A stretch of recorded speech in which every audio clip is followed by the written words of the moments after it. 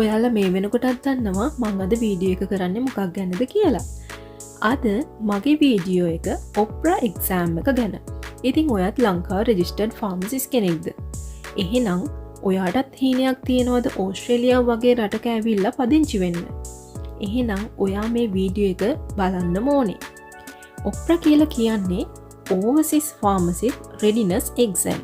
ඔයාලට මේක කියද්දිම තේරෙනවනේ පිටරටක රෙජිස්ට්‍රේෂන් අරන් තියෙන කෙනෙක් ඕස්ට්‍රේලියාවට ඇවිල්ලා ෆාමසිස් කෙනෙක් විදිහට වැඩ කරද්දී අපි කරන්න ඕනේ එක්සෑම් එක තමයි මේ ඔප්‍රා කියලා කියන්නේ.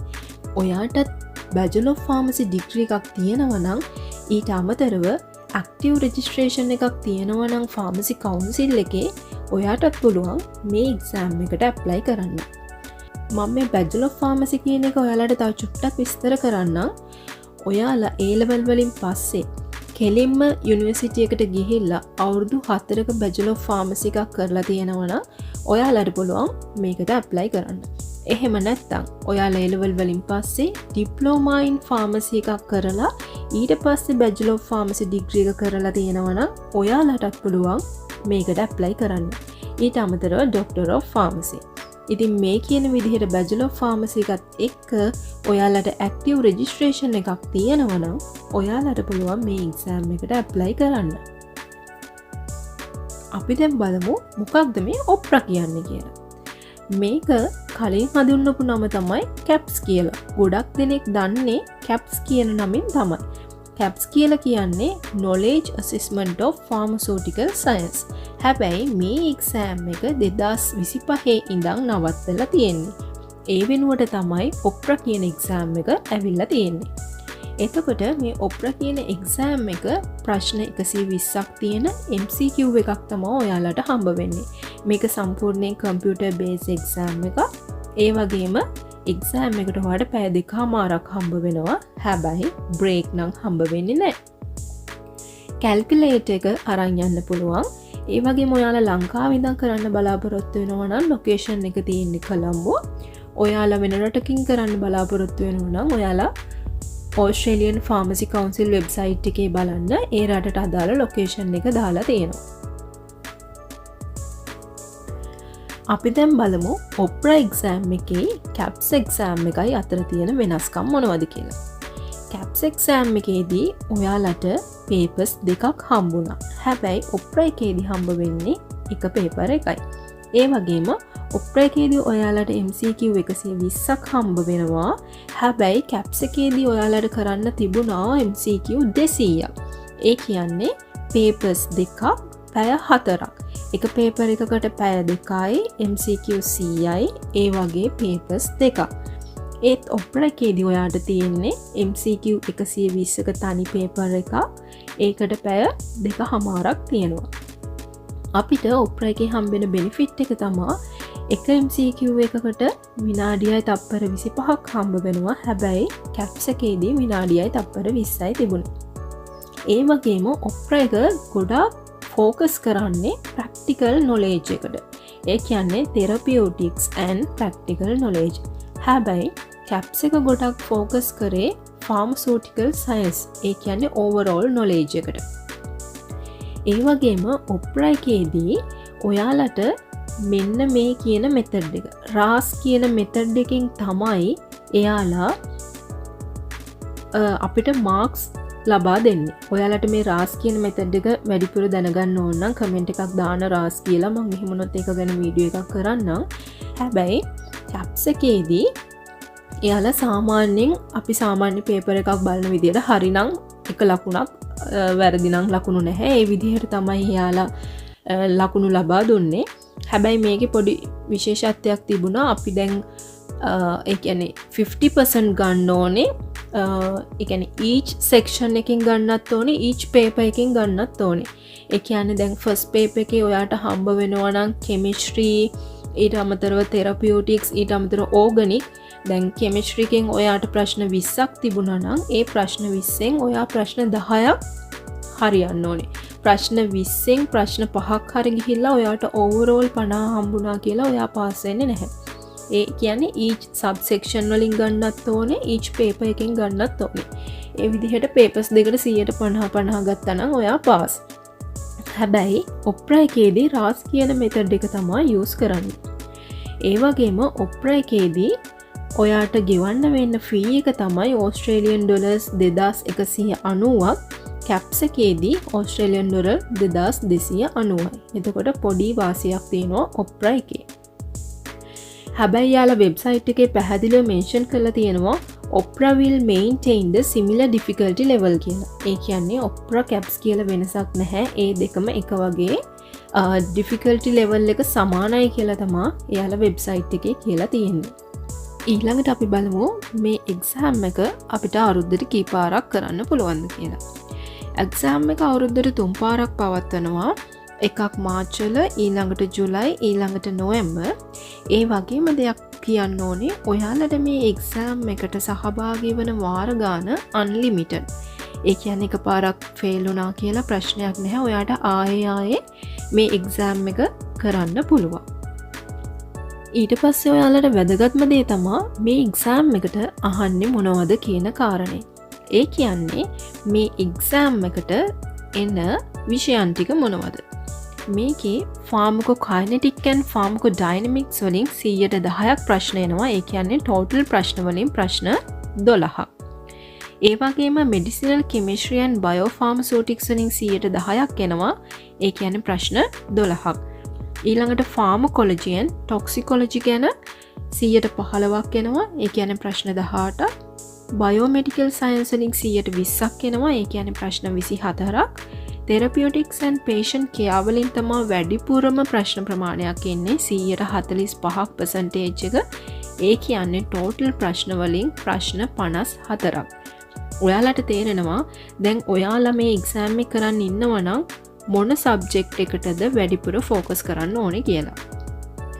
ඒ වගේම මේ සබ්ජෙක්ට් වලට අදාළ කන්ටෙන්ට් එක හරි මේට අදාළ තව විස්තර ඔයාලට දැනගන්න ඕන කමෙන්ට් එකක් දාන්න කන්ටෙන්ට් කියලා. එහෙම වුණොත් මම ඒක ගැන තව වීඩියෝ එකක් කරන්නම්.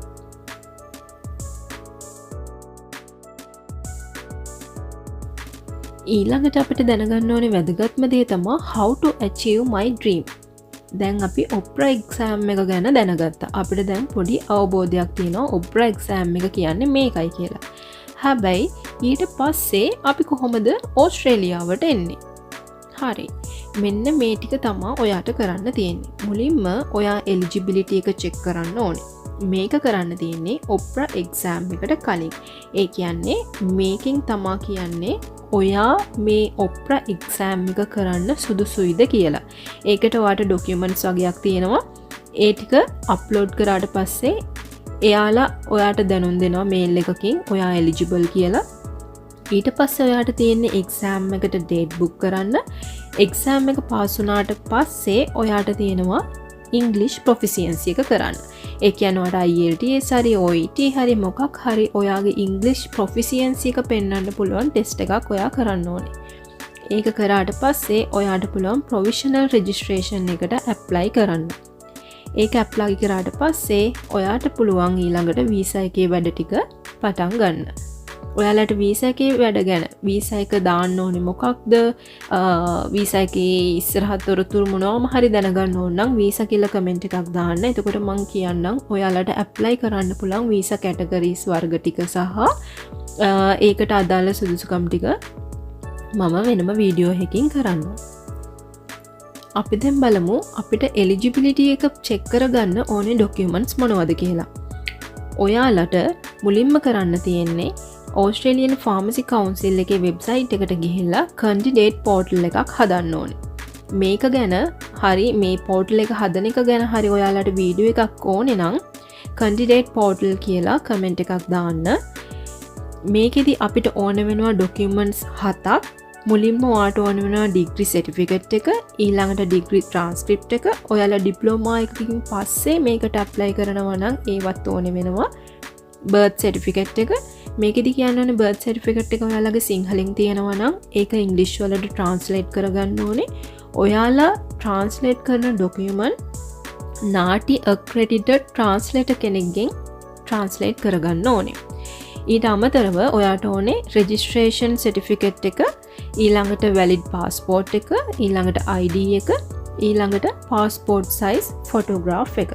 මේ කියන ඩොකියුමන්ට් ටික ඔයා අප්ලෝඩ් කරාට පස්සේ එයාලා මේ ටික ඇසෙස් කරලා ඔයාගේ එලිජිබිලිටි එක ඔයාට දැනුම් දෙනවා.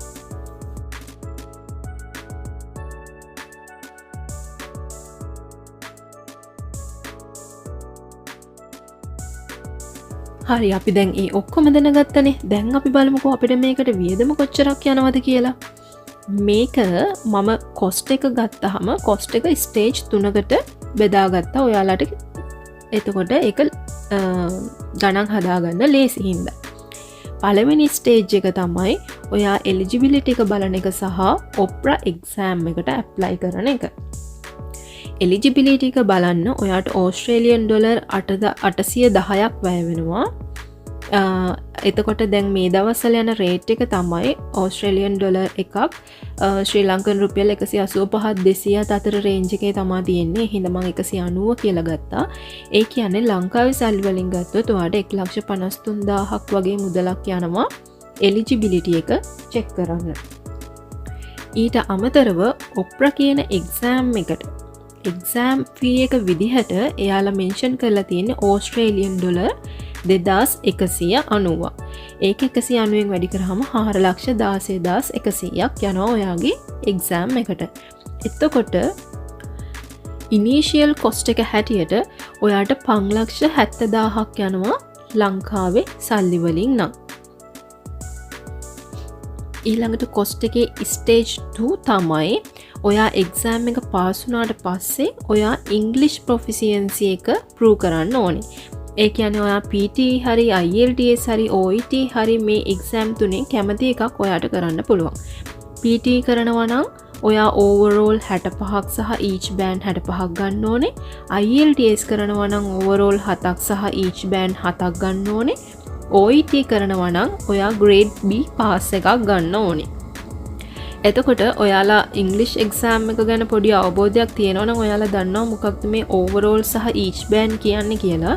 ඒ කියන්නේ දැන් මේ එක්සෑම් එකක කැටගරිස් තියෙනවානේ ස්පීකින්, රයිටින්, ලිස්නින් ඒ වගේ කැටගරිස් තියෙනවානේ. මේ හැම කැටගරි එකකටම මේ කියන ලකුණ ගන්න ඕනේ. ඒ කියන්නේ PT කරනවා නම් ඔයා මේ හැම කැටගරි එකකටම 65ක් ගන්න ඕනේ. ඒ වගේම ඕතකොට ඕවරෝල් ලකුණත් 65ක් කොහොමත් හම්බ වෙනවා. මේකෙදී මම රෙකමන්ඩ් කරන්නේ ඔයාලට PT කරන්න පුළුවන් නම් ලේසි. මොකද PT තමා ඉක්මනටම අල්ලගෙන කරන්න පුළුවන් එක්සෑම් එක. ඔයාලට හොඳ ඉංග්‍රීසි දැනුමක් තියෙනවා නම් ඔයාලා IELTS වලට යන්න. ඒක ප්‍රශ්නයක් නැහැ. ඒක ඔයාගේ කැමැත්ත අනුව සහ ගාණ අනුව තීරණය කරන්න. ඊළඟට ස්කිල් ඇසස්මන්ට් අවුට්කම් එකට ඇප්ලයි කරන්න ඕනේ. ඉංග්ලිෂ් ප්‍රොෆිසියන්සි එකෙන් පස්සේ ඔයාට ඇප්ලයි කරන්න පුළුවන්. ඇත්තටම මේක තියෙන්නේ ඔයාට එක්සෑම් එකෙන් පස්සේ ඇප්ලයි කරන්න.